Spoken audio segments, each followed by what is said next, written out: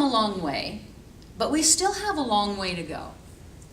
When we think about the wage gap, that tends to be the most obvious measurement of how far have we in fact come. Well, in 1978 in Canada, equal pay legislation was enacted. And the Statistics Canada's numbers say that in 1978, women were making 55 cents to every dollar that their male counterpart was making. 55 cents. 15 years later, after this legislation has been enacted, we have made great strides. We have come so far, in fact, that 15 years later, we are now making a whopping 70 cents, 70 cents, compared to our male counterpart. 30 years later, after legislation has all but eliminated the wage gap, or so that's what's supposed to happen, women are making a whopping, you ready? 71 cents compared to their male counterpart. So what does that tell us, other than that we still have a problem? Long way to go. Well, what it tells us is we do have a long way to go, Elizabeth, you're right. But it also tells us that half of the problem is above the line, and half of the problem is below the line.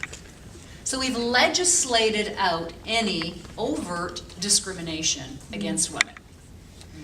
But there still is proof in the numbers that says we're still not quite where we need to be. So that means that a lot of the discrimination has gone underground. And as a woman in an organization, what we need to understand is that there are some influences at play that we need to be aware of if we want to get promoted and we want to advance our careers. The first one is that there is a lot of unconscious bias still out there. Now, I really honestly do believe that when it comes to biases, that people don't discriminate on purpose. We don't wake up in the morning and plan to go out and discriminate against any group of people, for the most part. Now, maybe there are some people on the planet who are like that, but when it comes to gender discrimination, I think that societally we're at a place where we aren't consciously going out and saying, a woman can't do that and a woman can't do this just because she's a woman. We're not doing it intentionally. But there is still a lot of bias that happens. And it happens because we have been raised and taught by society and have been under the influence, if you will, of many things that we've been taught over the years, and values and things that we've known. And in North America, we're in a lot better position than, many of the women that we hear about in the news overseas. These biases that we have are shortcuts for our brain to make sense of the world. The way we categorize things, the way we take all of this information, we make sense of the world. They have become our biases. And so what we think is neither right nor wrong necessarily.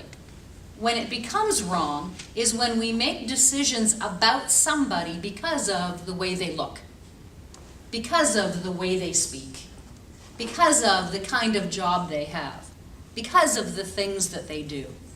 And when we make assumptions about their competence or about their ability to be successful, that's when it becomes wrong.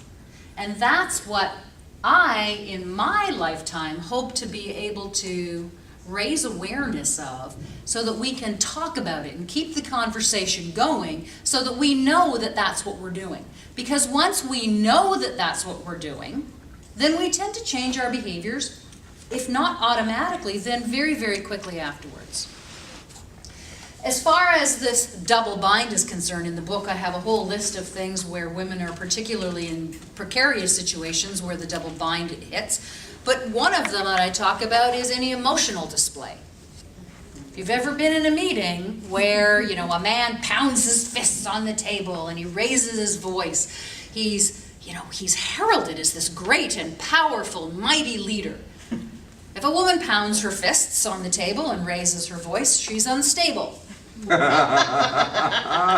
a man sheds a tear, He's sensitive. If a woman sheds a tear, she's crazy. She's crazy. Or something. Yeah. Hormonal. Things are happening that, and we're being judged for our behaviors in ways that we may not even realize it. So be aware of the double bind. We are in this situation where we're darned if we do and we're darned if we don't. But being aware that there's that potential difference in how we're being judged compared to our male counterparts means that we have the capability to navigate those situations much more successfully than if we don't even understand or know that they're happening. Now, what is this backlash all about? Well, I came from the generation that gave feminism really a bad name. And if you remember the stories, or even if you were there and remember some of the things that happened as the women who came before us were battling for our rights just to be included in the category of people, that's what was required. But that's not what feminism is today. Feminism today is about fighting for the rights or advocating for the equal rights for women and men. But what we need to understand is that backlash has caused a lot of, let's call it bad blood.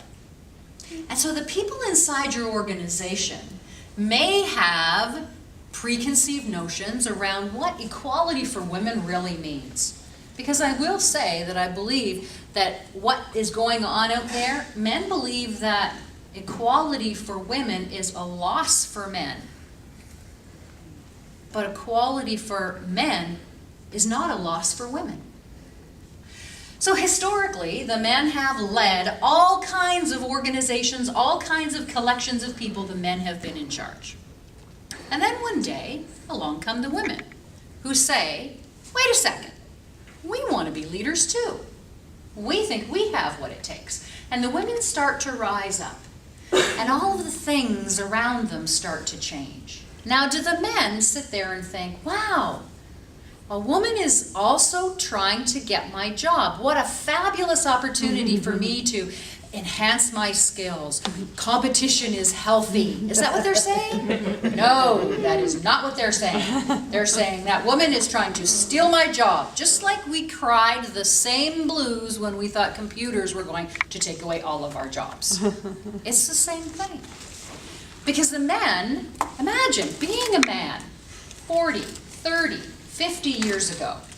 Your wife going out to work meant that the house was dirty, the kids were dirty, and dinner was not on the table when you got home from work. Men saw that as a loss.